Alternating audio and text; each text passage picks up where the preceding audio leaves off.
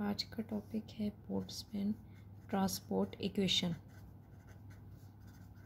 तो पहले हम थोड़ा सा इसके बारे में देख लेते हैं कि बोल्ट्जमैन ट्रांसपोर्ट इक्वेशन हम कैसे देखेंगे। ठीक है, इसके बैकग्राउंड में चीज़ें जो हमने देखनी है वो ये हैं आपके पास कि आपके पास जब हम क्या करते हैं कि नॉर्मल अगर इलेक्ट्रॉन गैस की बात करें, जैसा कि मेटल्स के केस में हमारे पास क्या होता है, मेटल्स के केस में अगर हम इलेक्ट्रॉन गैस करें तो इलेक्ट्रॉन्स वहाँ पे क्या कर रहे होते हैं, फ्रीली मूव कर रहे होते हैं। ठीक है, इसी तरह अगर आप क्या करेंगे, सिंपल कोई इलेक्ट्रॉन या कोई भी इनसाइड कंटेनर गैस लेंगे तो उसके अंदर भी मॉलिक्यूल ऐसे ही फ्रीली मूव कर रहे होंगे जैसे मेटल्स के अंदर गैस के अंदर कर रहे होते हैं। ठीक है, तो इनकी आपस में कुछ रिजम्बलेंस होगी। यहाँ पे आपके पास हम क्या टर्म यूज़ करेंगे, हम यूज़ करेंगे आपके पास टर्म डिस्ट्रीब्यूशन फंक्शन की। ठीक है, डिस्ट्रीब्यूशन फंक्शन जो है वो एक्चुअली क्या होगा, वो आपके पास सिंपल केस जब उसके ऊपर कोई इलेक्ट्रिक फील्ड जो है वो अप्लाई नहीं कर रही हो तो तब आपके पास क्या होगा, इलेक्ट्रॉन्स कैसे मूव कर रहे होंगे। हम देखते हैं उसका डिस्ट्रीब्यूशन फंक्शन जो होता है वो आपके पास क्या होता है, वो आपके पास ऐसे आ रहा होता है। अगर हम देखें तो उसका कर्व कुछ हमारे पास ऐसे आ रहा होता है। तो उसका क्या मतलब होता है, उसका मतलब होता है एक्स एक्सिस पे हम उसकी वेलोसिटी ले रहे होते हैं। ठीक है, और वाई एक्सिस पे हम क्या ले रहे होते हैं, डिस्ट्रीब्यूशन फंक्शन ले रहे होते हैं। ठीक है, और डिस्ट्रीब्यूशन फंक्शन क्या है आपके पास, डिस्ट्रीब्यूशन फंक्शन जो एफ है वो आपके पास क्या बताएगा आपको, वो आपको एक्चुअली बताएगा कि number of electrons in the cell. ठीक है, और वॉल्यूम, यानी किसी वॉल्यूम या आप किसी सेल में आपके पास कितने नंबर ऑफ इलेक्ट्रॉन्स हैं वो डिस्ट्रीब्यूशन फंक्शन आपको बताएगा। तो आप यहाँ देख रहे हैं कि अभी जब हमने कोई इलेक्ट्रिक फील्ड नहीं अप्लाई की तो आपके पास डिस्ट्रीब्यूशन फंक्शन जो है वो इस तरह करके आ रहा है। इसका क्या मतलब हुआ, इसका मतलब ये हुआ कि आपके पास जितने इलेक्ट्रॉन्स आपके पास क्या होंगे, पॉजिटिव एक्स डायरेक्शन में होंगे, उतने ही इलेक्ट्रॉन आपके पास नेगेटिव एक्स डायरेक्शन में होंगे। ठीक है, एक बात तो हमें यहाँ से क्लियर होगी कि विदाउट इलेक्ट्रिक फील्ड आपके पास जितने इलेक्ट्रॉन इधर जा रहे हैं इतने ही आपके पास क्या हो रहे हैं, उस डायरेक्शन में आ रहे हैं, नेगेटिव डायरेक्शन में आ रहे हैं। तो ऐसे केस में अगर हम फाइंड करना चाहें एवरेज वेलोसिटी तो वो क्या होगी, वो भी हम देख लेते हैं। यहाँ पे अगर हमने एवरेज वेलोसिटी फाइंड करनी है तो वो क्या होगी, इक्वल्स टू ज़ीरो, क्योंकि पॉजिटिव साइड पे भी और नेगेटिव साइड पे भी एक जितने इलेक्ट्रॉन्स आ रहे हैं तो इनकी वेलोसिटी क्या होगी, इक्वल्स टू ज़ीरो हो गई। ठीक हो गया, और डिस्ट्रीब्यूशन फंक्शन भी आपके पास ऐसे बन रहा है जब आपने कोई भी इलेक्ट्रिक फील्ड उसमें अप्लाई नहीं की। यहाँ पे आप कह रहे हैं कि नो इलेक्ट्रिक फील्ड है आपके पास, कोई इलेक्ट्रिक फील्ड आपने अप्लाई नहीं की हुई। ऐसे केस में आपके पास ग्राफ ये आ रहा है जिसमें आपके पास देख रहे हैं सिमेट्रिक ग्राफ है, जिसमें आपके पास पॉजिटिव साइड पे और नेगेटिव साइड पे एक जितनी डिस्ट्रीब्यूशन है इलेक्ट्रॉन्स की, जितने नेगेटिव साइड पे हैं उतने ही आपके पास क्या है, पॉजिटिव साइड पे हैं। तो ये आपके पास नॉर्मल डिस्ट्रीब्यूशन फंक्शन है। डिस्ट्रीब्यूशन फंक्शन ये आपके पास आ रहा है, इसका मतलब है कि जब आपके पास नो इलेक्ट्रिक फील्ड रीजन है, नो इलेक्ट्रिक फील्ड रीजन है, तब आपके पास एफ क्या होगा, डिस्ट्रीब्यूशन फंक्शन ये होगा आपके पास कांस्टेंट होगा। दूसरा हम इसको क्या कहेंगे, ये हमारे पास आएगा सिमेट्रिक, ये होगा सिमेट्रिक। एक तो कांस्टेंट होगा और दूसरा क्या होगा, सिमेट्रिक होगा। फिर हम क्या करेंगे, फिर हम देखेंगे कि आपके पास अब हमने क्या करना है, इसी सिस्टम पे हमने अप्लाई कर देनी है इलेक्ट्रिक फील्ड। क्या करेंगे, हम अप्लाई कर देंगे इलेक्ट्रिक फील्ड। ठीक है, अब जब हमने इलेक्ट्रिक फील्ड अप्लाई कर दी तो अब इसमें क्या आएगा, अब इसका डिस्ट्रीब्यूशन फंक्शन जो है वो क्या हो जाएगा, चेंज हो जाएगा। ये जो डिस्ट्रीब्यूशन फंक्शन है ये क्या हो जाएगा, चेंज हो जाएगा, ये कांस्टेंट नहीं रहेगा। हम देखेंगे कि इसके अंदर क्या चेंजिंग आएंगी। एक्चुअली आपके पास जो भी इसके अंदर चेंजिंग आ रही हैं ये वैसा स्टेबल भी नहीं रहेगा, बल्कि ये क्या हो जाएगा, आपके पास अनस्टेबल हो जाएगा डिस्ट्रीब्यूशन फंक्शन। ठीक है, और हमने जो इसके अंदर चेंजिंग आ रही है एक्चुअली अभी हमने यही एक्चुअली फाइंड करनी है। ठीक है, और बोल्ट्जमैन ट्रांसपोर्ट इक्वेशन जो हमने शुरू में टॉपिक का नाम बताया वो क्या करती है, वो यही बताती है कि आपके पास बाय अप्लाइंग इलेक्ट्रिक फील्ड क्या क्या चेंजिंग आती हैं डिस्ट्रीब्यूशन फंक्शन में। ठीक है, तो ये बोल्ट्जमैन ट्रांसपोर्ट इक्वेशन अभी यही बताएगी और हमने ये फाइंड करना होगा। अब आप देखें कि इसी को जो हमने अभी सपोज किया हुआ था, लेट्स सपोज हम कोई रॉड सपोज कर रहे हैं या कुछ भी हम सपोज कर रहे हैं, उसके साथ पहले हमने कोई इलेक्ट्रिक फील्ड नहीं लगाई हुई थी, उसका डिस्ट्रीब्यूशन फंक्शन एफ था जो कि चेंज नहीं था। अब हमने क्या कर दिया, इसके ऊपर हमने कोई इलेक्ट्रिक फील्ड लगाई दी। इलेक्ट्रिक फील्ड लगाती तो क्या होगा, हमारे पास ये इसका पॉजिटिव टर्मिनल, नेगेटिव टर्मिनल, आपके पास इलेक्ट्रॉन मूव करना शुरू हो जाएंगे। जो इलेक्ट्रॉन सब जिनकी डायरेक्शन पहले किधर किधर रैंडम मोशन थी, अब वो क्या हो गई, सबको एक डायरेक्शन मिल गई, हाई पोटेंशियल की तरफ आना शुरू हो गए। ठीक है, तो यहाँ से आपको पता चल रहा है कि by applying electric field electrons जो हैं वो इस तरफ मूव करना शुरू हो गए और उनके पास क्या आ गई, ड्रिफ्ट वेलोसिटी आ गई। इलेक्ट्रॉन्स के पास क्या आ गई, ड्रिफ्ट वेलोसिटी आ गई। और आप आपको पता है कि ड्रिफ्ट वेलोसिटी जो आपके पास होती है, यानी पहले हम कह रहे थे ना कि हमारे पास Vx पॉजिटिव और नेगेटिव जो है वो एक जितनी हो रही थी और एवरेज वेलोसिटी 0 हो रही थी, हम कह रहे थे एवरेज वेलोसिटी इक्वल्स टू 0 है। बट दिस केस में हमारे पास ड्रिफ्ट वेलोसिटी आ जाएगी और ड्रिफ्ट वेलोसिटी की डायरेक्शन हमेशा क्या होती है, ड्रिफ्ट वेलोसिटी की जो हमारे पास होती है डायरेक्शन वो ऑपोजिट होती है कन्वेंशनल करंट के, ऑपोजिट ऑफ कन्वेंशनल करंट। ठीक है, करंट यहाँ से आप देख लें कि ये आपके पास इलेक्ट्रिक फील्ड की डायरेक्शन है, करंट की डायरेक्शन भी यही होती है, लेकिन आपके पास इलेक्ट्रॉन्स जो है वो अपोजिट डायरेक्शन में मूव करते हैं, तो वो आपके पास ऐसे मूव करके जा रहे होंगे। ठीक है, अच्छा फिर आप ये देख रहे हैं कि आपके पास इसी की वजह से अब क्या होगा, मैंने आपको बता दिया कि आपके पास जो है वेलोसिटी सेम नहीं रहेगी। एवरेज वेलोसिटी भी अगर हम फाइंड करेंगे तो वो भी किसके इक्वल आएगी, ड्रिफ्ट वेलोसिटी के इक्वल आएगी। ठीक है, और एवरेज वेलोसिटी 0 नहीं रही बल्कि अब वो ये हो गई है। और ये सब कुछ हुआ क्यों, ये सब आपके पास इसलिए हुआ कि आपके पास अब आपने क्या कर दिया, आप इलेक्ट्रिक फील्ड अप्लाई कर दी है। और इलेक्ट्रिक फील्ड अप्लाई करने की वजह से क्या हो रहा है, इलेक्ट्रिक फील्ड अप्लाई करने की वजह से आपके पास पॉजिटिव साइड और नेगेटिव साइड पे एक जितने इलेक्ट्रॉन नहीं रहेंगे, बल्कि आप यहाँ पे देख रहे हैं कि मैक्सिमम जो है वो एक ही साइड पे मूव कर रहे हैं। आपके पास इलेक्ट्रॉन की एक ही डायरेक्शन है, कुछ होंगे चार्ज कैरियर्स थोड़े बहुत जो दूसरी डायरेक्शन में भी मूव कर रहे होंगे, लेकिन वो बहुत कम होंगे, उनको काउंटिंग में हम नहीं ला सकते। तो आपके पास इतने ही होंगे इलेक्ट्रॉन और जो क्या कर रहे होंगे, इस तरफ को मूव कर रहे हैं। चलें, इसका क्या मतलब हुआ, इसका मतलब हुआ कि आपके पास बाय अप्लाइंग इलेक्ट्रिक फील्ड, क्या हम कह रहे हैं, by applying electric field, electric field की वजह से क्या हो रहा है, तो हमारे पास क्या हो रहा है, बाय अप्लाइंग इलेक्ट्रिक फील्ड हमारे पास जो डिस्ट्रीब्यूशन फंक्शन है वो क्या हो रहा है, हमारे पास एक तो ये कि एसिमेट्रिक हो रहा है, दूसरा हम उसको कहेंगे कि वो क्या हो रहा है, अनस्टेबल हो रहा है। यानी हम कह रहे हैं कि हमारे पास डिस्ट्रीब्यूशन फंक्शन जो है वो कांस्टेंट नहीं रह रहा। ठीक है, अच्छा अब ये सब जब तब हुआ जब आपने क्या किया, इलेक्ट्रिक फील्ड अप्लाई कर दी। एक्चुअली यही डिस्ट्रीब्यूशन फंक्शन हमने देखना है। और प्लस हमारे पास दूसरी चीज़ें क्या हो रही होंगी, प्लस हमारे पास कोलिजन्स भी हो रही होंगी। ठीक है, कोलिजन्स भी हो रही होंगी ड्यू टू इम्प्योरिटीज़ और अदर इलेक्ट्रॉन्स जो है, आप इसमें से देखेंगे कि आपके पास क्या होंगी, इसमें कुछ जो है वो आपके पास देखेंगे कि आपके पास क्या हो रहा होगा कि इंटरेक्शंस भी हो रही होंगी, तो उसकी वजह से भी डिस्ट्रीब्यूशन फंक्शन में चेंज आ रहा होगा। ठीक है, एक तो इलेक्ट्रिक फील्ड अप्लाई करने की वजह से और दूसरा कोलिजन्स की वजह से। तो दोनों फैक्टर ये जो है आपके पास, एक इलेक्ट्रिक फील्ड और दूसरा कोलिजन्स, ये मिला के डिस्ट्रीब्यूशन फंक्शन को चेंज करेंगे। और वही हमने देखना है कि आपके पास डिस्ट्रीब्यूशन फंक्शन कैसे चेंज हो रहा होगा। ठीक है, इसके बाद हम एक फेज स्पेस का कॉन्सेप्ट, आपको पहले से मालूम है कि फेज स्पेस आपके पास क्या होता है। फेज स्पेस आपके पास एक जो है, हम देख लें कि हमारे पास एक 6 डायमेंशनल स्पेस होता है। ठीक है, जिसके कोऑर्डिनेट आपके पास x y z और 3 इसके मोमेंटम कोऑर्डिनेट होते हैं, px py और pz होते हैं। ठीक है, तो आपके पास क्या होगा, इसमें हम ये कह रहे हैं कि आपके पास अगर कोई इलेक्ट्रॉन जो है, हम कहते हैं कि किसी इलेक्ट्रॉन जो है किसी सेल में है या किसी उसमें है वॉल्यूम में है, तो उसके कितने होंगे, 6 डायमेंशनल फेज स्पेस होंगे। ठीक है, और 6 डायमेंशनल फेज स्पेस होंगे, इसका मतलब है कि जो आपके पास डिस्ट्रीब्यूशन फंक्शन है वो क्या हो जाएगा, डिस्ट्रीब्यूशन फंक्शन भी इन्हीं जो है 6 कोऑर्डिनेट्स पे डिपेंड कर रहा होगा, जिसमें से 3 आपके पास पोजीशन के कोऑर्डिनेट हैं और 3 आपके पास मोमेंटम के कोऑर्डिनेट हैं। ठीक है, अच्छा फिर आप देखें कि लेट्स सपोज आपने पहले किसी टाइम t पे आपने कोई डिस्ट्रीब्यूशन फंक्शन देखा था f, और फिर उसके बाद आपने टाइम चेंज हो गया t प्लस dt पे, तो आपके पास डिस्ट्रीब्यूशन फंक्शन देखने वो भी क्या हो जाएगा, df हो जाएगा। ठीक है, फिर इसका मतलब है कि अगर आपने देखना है कि कितना चेंज हुआ डिस्ट्रीब्यूशन फंक्शन में, तो वो आप लेंगे df बाई dt। ठीक है, इसका मतलब हो गया कि आपके पास ये हम क्या लिखेंगे, df बाई dt, और यहाँ पे इसके सबस्क्रिप्ट में लिख देंगे फोर्स।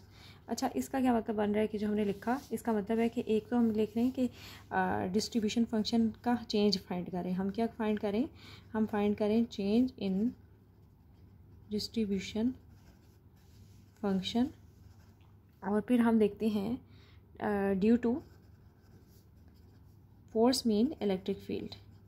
यानी किसी इलेक्ट्रिक फील्ड की वजह से जो डिस्ट्रीब्यूशन फंक्शन में चेंजिंग आ रहा है वो लिख रहे हैं हम। ठीक हो गया। फिर उसके बाद आप देखें कि इसके जो बाकी कंपोनेंट्स हैं वो वेरिएबल्स तो बहुत सारे हैं वो हम, और यहाँ पे हमने इसे विद रिस्पेक्ट टू टी लिखा है, तो उसको हम कैसे लिखेंगे, इसको हम लिखेंगे पार्शियल एफ, पार्शियल की फॉर्म में ज़्यादा वेरिएबल हो तो लिखते हैं, यहाँ पे एक्स आ जाएगा, यहाँ पे आ जाएगा D X by D T, यहाँ पे partial F by partial Y D Y by D T plus partial F by partial G plus D G by D G by D T plus, और फिर आगे आ जाएगा आपके पास partial F by partial P X D P X divided by D T, फिर partial F by partial P Y D P Y divided by D T plus, यहाँ पे आ जाएगा partial F by partial p G D P G divided by D T. ये आ गया आपके पास। इस तरीके से आपने इन सबको लिख लिया, जितने भी उसके 6 जो कोऑर्डिनेट्स थे उन सब वेरिएबल्स के अकॉर्डिंगली हमने लिख लिया। एक्चुअली हमने यही बताया कि इलेक्ट्रॉन का, हमने कहा कि इलेक्ट्रॉन क्या होगा, जो है वो किसी सेल में या किसी वॉल्यूम में होगा तो उसके 6 कोऑर्डिनेट्स होंगे, यानी किसी भी पोजीशन पे होगा तो उसकी क्या होगी, उस जो भी इलेक्ट्रॉन होगा किसी, अगर हम किसी फेस स्पेस में ले रहे हैं तो उसकी कोई ना कोई लोकेशन है, लोकेशन में मीन मतलब उसके 3 कोऑर्डिनेट्स होंगे, उसका कोई मोमेंटम है तो उसके 6 कोऑर्डिनेट्स होंगे। ठीक है, इस हिसाब से हमने डिस्ट्रीब्यूशन फंक्शन को भी लिखा कि आपके पास ऐसे आ रहा होगा। अब इस डिस्ट्रीब्यूशन फंक्शन में हमने क्या करना है, देखना है कि हमारे पास कैसे चेंजिंग आ रही होंगी। तो अभी हमने देख लिया कि हमारे पास इसको हमने कैसे चेंज इन मोमेंटम जो है वो हमने देखा। ठीक है, अब हम देखते हैं कि आपके पास क्या आ रहा होगा। इसमें से एक टर्म जो आपके पास हो रही है, जैसे यहाँ पे D X by D T है, D X by D T is actually velocity. ये कौन सी है, ये वेलोसिटी है, और ये वेलोसिटी किस चीज़ की है, ये इलेक्ट्रॉन्स की वेलोसिटी है। ठीक है, और अभी मैंने आपको बताया भी था कि इलेक्ट्रॉन्स जो हैं वो क्या जाते हैं, इलेक्ट्रॉन्स जो हैं वो ऑपोजिट डायरेक्शन, कन्वेंशनल करंट की ऑपोजिट डायरेक्शन में मूव कर रहे होते हैं, तो उनकी वेलोसिटी को हम क्या लेंगे, नेगेटिव ई एक्स। और अगर D X by D T ले रहे हैं तो वो किसके इक्वल बन जाएगा, वेलोसिटी के इक्वल बन जाएगा। इसका मतलब है यहाँ पे नेगेटिव वी एक्स आ जाएगा। Similarly d Y by D t की जगह क्या आ जाएगा, नेगेटिव वी वाई बन जाएगा। ठीक है, सबस्क्रिप्ट में छोटा सा वी एक्स या वी वाई लिखते जाएंगे। तो हम यहाँ पे इसके बाद हमारे पास ये क्या टर्म बन जाएगी, इसके बाद हमारे पास ये टर्म जो है वो ये आपके पास बन जाएगी, हम लिखेंगे D F by D T, और यहाँ पे हमने लिखा था फोर्स, यहाँ पे आ जाएगा partial F by partial x minus v x plus partial F by partial y minus v Y plus partial F by partial z minus v z plus यहाँ पे आ जाएगा partial F by partial P x minus. अच्छा, अब यहाँ पे आपने क्या लिखना है, फोर्स की जगह हम कैसे लिखेंगे तो वो भी मैं आपको बता देती हूँ। चलें अभी यहाँ पे वैसा ही लिख देते हैं, नेक्स्ट स्टेप में मैं आपको बता देती हूँ कि वो कैसे लिखेंगे। Partial F by partial p G D P G divided by D T. इसमें आपके पास होता क्या है, इसमें अगर आप याद करें कि आपके पास फोर्स किसके इक्वल होती है, एम ए के इक्वल होती है, या फिर हम M D V by D T के इक्वल लिखते हैं। तो ये D P divided by D T, तो ये जो आपके पास change in momentum with respect to time जो है वो एफ के इक्वल है। ठीक है, तो हम इसको कह सकते हैं D P X divided by D T, और यहाँ पे आपके पास आ जाएगा फोर्स का कंपोनेंट। ठीक है, और एफ एक्स आ जाएगा। और इसके अलावा आप, क्योंकि यहाँ पे भी इलेक्ट्रॉन नेगेटिव साइड, वेलोसिटी तो वही है, वेलोसिटी जो यहाँ पे ले रहे हैं वो क्या आपके पास वी एक्स लिखेंगे तो वही है, तो नेगेटिव साइन आ जाएगा। ठीक है, इससे क्या होगा आपके पास, इससे आपके पास ये होगा कि आपके पास जब आप लिखेंगे D F by D T, और यह आप क्या लिख रहे थे, यहाँ पे आप लिखते थे फोर्स, तो यहाँ पे आप लिखेंगे partial F by partial x minus v x plus partial F by partial v y minus v Y plus partial F by partial z minus v z, ये आपने लिख लिया। ठीक है, और फिर साथ आप लिखते थे प्लस, तो यहाँ पे आप लिखते थे partial F by partial P x, और यहाँ पे आप क्या लिखेंगे minus f x plus partial F by partial P y minus f y plus partial F by partial p z minus f z, ये आ गया आपके पास। ठीक है, तो अब हमने इसको लिख लिया फोर्स की फॉर्म में भी और दूसरा वेलोसिटी की फॉर्म में भी। अब हम इसमें से नेगेटिव साइन को क्या करेंगे, कॉमन निकालेंगे, तो क्या बनेगा, नेगेटिव साइन को अगर कॉमन निकालेंगे तो आपके पास आ जाएगा यहाँ पे नेगेटिव साइन बाहर,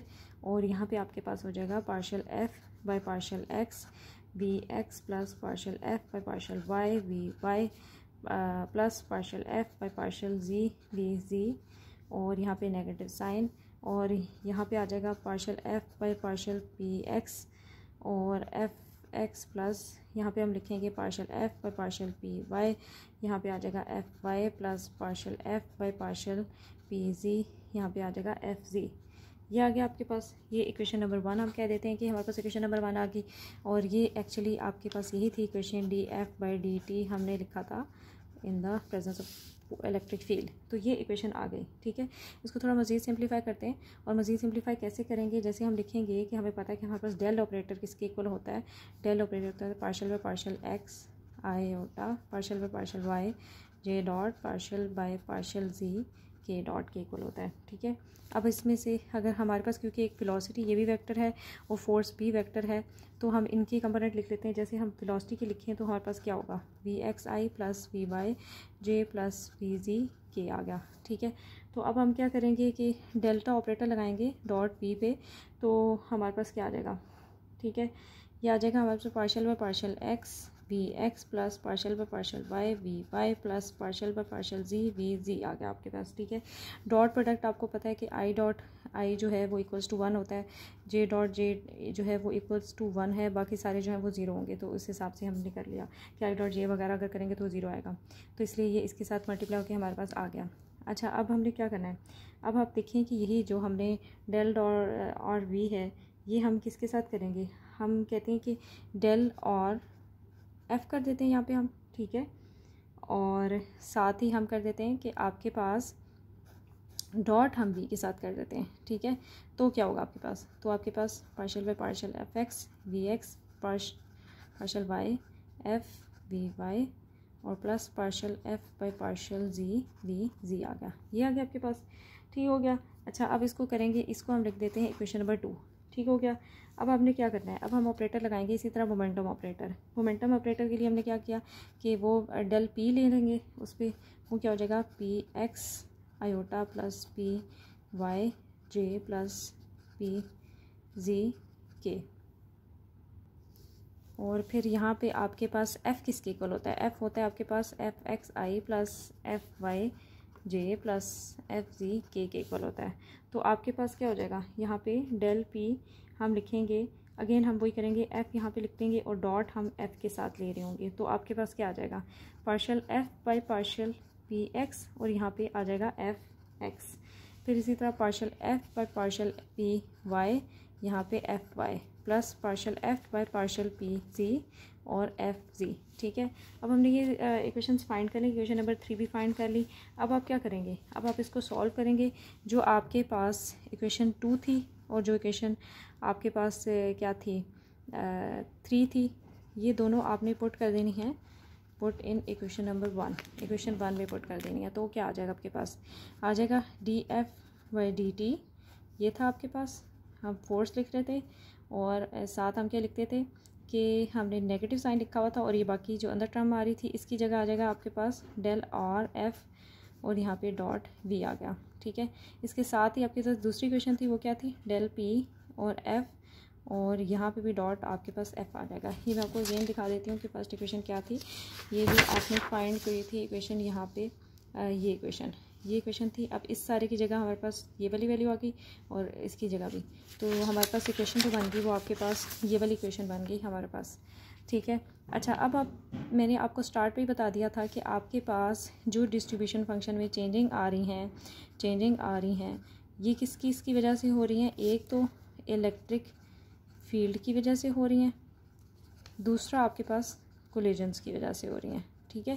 तो इसका मतलब है कि जो हम चेंज लिखेंगे एक्चुअली जो D F by D T है, ये किसके इक्वल होगा, ये इक्वल होगा आपके पास D F by D T due to force की वजह से भी होगा और D F by D T due to collisions की वजह से भी होगा, ठीक है। अब दो टर्म्स आ गई, एक हमने फोर्स की जो एक्चुअली अभी हमने फाइंड भी कर लिया और दूसरा कोलिजन्स की वजह से है। तो हम इसके अंदर जो हमने इक्वेशन नंबर 4 आई है वो इसके अंदर पुट करेंगे, तो आपके पास क्या आ जाएगा, आप लिखेंगे D F by D T is equals to minus del और F dot V minus del P F dot F, ये आ गया, और प्लस आपके पास यहाँ पे D F by D T, ये क्या है आपके पास कोलिजन्स की वजह से।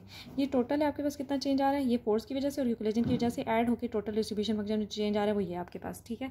तो ये चीज़ आ गई आपके पास। अच्छा, फिर उसके बाद जो आपके पास कोलिजन्स की वजह से आ रही होंगी वो एक्चुअली हमने फाइंड करनी है कि भाई कैसे आ रही होगी, कोलिजन्स की वजह से भी कितनी चेंजिंग आ रही होगी। कोलिजन्स की वजह से यही है कि इलेक्ट्रॉन्स जो सारे मूव करके रॉड के अंदर से जो जा रहे हैं, तो रास्ते में अगर किसी इलेक्ट्रॉन के साथ या किसी इम्प्योरिटी के साथ या आयन के साथ जब वो टकराते हैं, टकराने के बाद क्या हो सकता है उन्होंने 5 इलेक्ट्रॉन्स आने हो लेकिन 10 आ जाए या कम आ जाए, तो उसकी डिस्ट्रीब्यूशन में चेंजिंग आ सकती है। तो वो कोलिजन्स की वजह से हो रही होती है आपके पास चेंजिंग, ठीक है। और फिर उसके बाद हमने क्या करना है कि एक तो हमने इसकी कोलिजन की फाइंड करनी है, और ये जो चेंजिंग आ रही होती हैं ये चेंजिंग आती हैं, और फिर आपके पास एक चीज़ स्टेट आती है जिसे हम कहते हैं स्टेडी स्टेट। स्टेडी स्टेट कब आपके पास अचीव होती है? स्टेडी स्टेट आपके पास तब अचीव होती है जब आपके पास कोलिजन हो रही है और एट दी एंड एक स्टेट आ जाए, अचीव हो जाए, जब बिल्कुल चेंजिंग होना बंद हो जाए और अब मज़ीद कोई चेंज ना हो, यानी चेंजिंग कॉन्स्टेंट हो जाए, तो वो आपके पास स्टेडी स्टेट होती है। स्टेडी स्टेट का मतलब है कि ड्यू टू इलेक्ट्रिक फील्ड और ड्यू टू कोलिजन्स की वजह से जो भी चेंजिंग आई उसके बाद एक डिस्ट्रीब्यूशन फंक्शन की कांस्टेंट वैल्यू होगी है, और फिर फर्दर जो आपके पास चेंज है वो क्या हो रहा है, ज़ीरो हो रहा है, ठीक है। तो ये आपके पास चेंजिंग आ रही थी, स्टेडी स्टेट अचीव हो जाती है। स्टेडी स्टेट का मतलब है कि अब आपके पास df/dt की वैल्यू यहाँ पे क्या हो जाएगी, ज़ीरो हो जाएगी।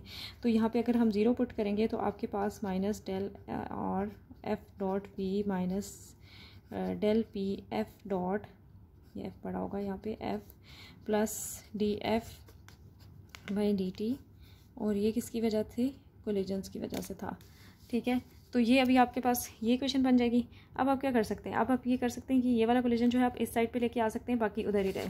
तो क्या बन जाएगा आपके पास, तो आपके पास ये बनेगा कि आप ये लिखेंगे कि ज़ीरो आपके जो df/dt ड्यू टू कोलिजन है वो किसकी वजह से आ रहा है, माइनस, यहाँ पे हम लिखते हैं delta dot f v minus delta i p f, और यहाँ पे डॉट एफ था, ये इस तरफ आ गया और ये इधर आया तो इसके साथ भी नेगेटिव साइन आ गया। अब आपको पता है इधर भी नेगेटिव इधर नेगेटिव, तो नेगेटिव साइन ख़त्म हो जाएंगे जब हम इक्वल करेंगे। तो आपके पास df/dt कोलिजन की वजह से आ रहा है, और यहाँ पे आपके पास क्या आ जाएगा, dr/f dot v plus dp और f डॉट f आ गया।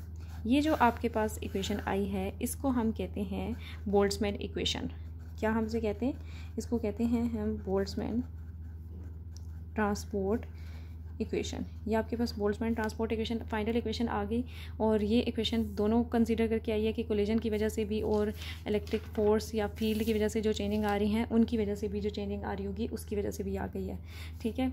अच्छा, फिर उसके बाद हम देखते हैं कि अगर हम अपने सिस्टम में इलेक्ट्रिक फील्ड के साथ साथ हम क्या करें, हम यहाँ पर बता रहे हैं कि हमारे पास अगर कोई ऐसा सिस्टम है जिसमें हम क्या कर रहे हैं, if an electron gas system has both electric field and magnetic field, यानी सिर्फ इलेक्ट्रिक फील्ड हम अप्लाई नहीं कर रहे हैं, उसमें हम क्या कर रहे हैं, इलेक्ट्रिक फील्ड भी अप्लाई कर रहे हैं और मैग्नेटिक फील्ड भी अप्लाई कर रहे हैं साइमल्टेनियसली। तो हमारे पास क्या हो जाएगा, लॉरेंस फोर्स हो जाएगा। लॉरेंस फोर्स हमें पहले से भी पता है कि आपके पास जब मैग्नेटिक फील्ड भी कंपोनेंट भी आ जाता है तो आपके पास आ जाता है दोनों में, तो आपके पास फोर्स क्या आ जाएगी, फोर्स की जगह -q प्लस वी क्रॉस भी बन जाएगी। ऐसी सिचुएशन में बोल्ट्जमैन इक्वेशन क्या बन जाएगी आपके पास, ऐसी सिचुएशन में आपके पास बोल्ट्जमैन इक्वेशन जो है वो ये बन जाएगी। ये तो आपके पास वही वाली टर्म रही, यहाँ पे आपके पास जो एफ था ये जो है ना ये किसकी जगह है, ये एफ़ की जगह है, तो एफ़ की जगह आप ये लिख देंगे जो लॉरेंस फोर्स आ रही है और कोलिजन। तो तब आपके पास जब इलेक्ट्रिक और मैग्नेटिक फील्ड दोनों हो तो तब आपके पास जो आप बोल्ट्जमैन इक्वेशन होगी वो ये होगी, ठीक है। अच्छा, फिर उसके बाद हम देखते हैं to find the rate of change of distribution function by the collision Lorentz assume that electron have only elastic collision from collision scattering and of electrons are isotropic and there will be no change in distribution function from scattering की वजह से कोई distribution function नहीं हो रहा, सारी जो changing हो रही होगी वो इलास्टिक स्कैटरिंग की वजह से हो रही होगी। और उसने कहा था कि आपके पास होगा क्या, एक्चुअली ये देखें कि अगर इनिशियल कंडीशन इलेक्ट्रॉन की ये है जब वो उसने कोलाइड नहीं किया, ये उसकी फाइनल कंडीशन है जब वो कोलाइड कर गया, तो कोलिजन टाइम जो होगा या टाइम ड्यूरेशन होगा उसे हम टॉ से रिप्रेजेंट करेंगे। ये उसकी फाइनल आफ्टर कोलिजन और पोजीशन, और ये उसकी जो है डिस्ट्रीब्यूशन फंक्शन है और ये पहले ही है, ठीक है।